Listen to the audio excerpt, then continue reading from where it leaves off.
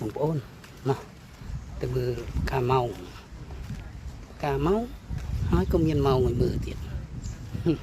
ថតនៅពេលណាម៉ោងប៉ុន្មានបងប្អូននេះការម៉ោងប្រាសាទ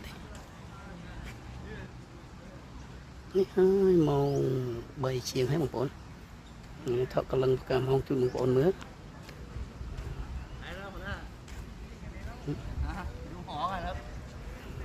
ការម៉ោង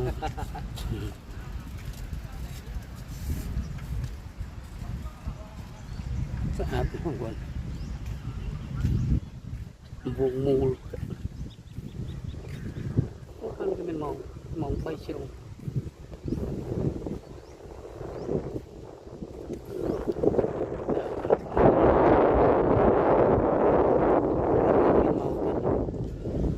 នេះថតនៅខាងទៀត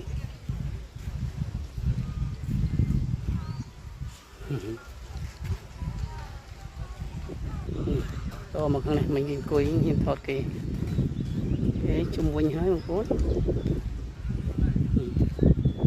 ថត5ថ្ងៃជុំបងប្អូនកន្លឹងមកជុំទៀតអូខេ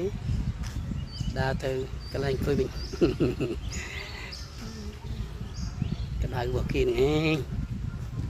មេឃក្រោយមេឃភ្លៀងបងប្អូនអរគុណច្រើនបាយបាយ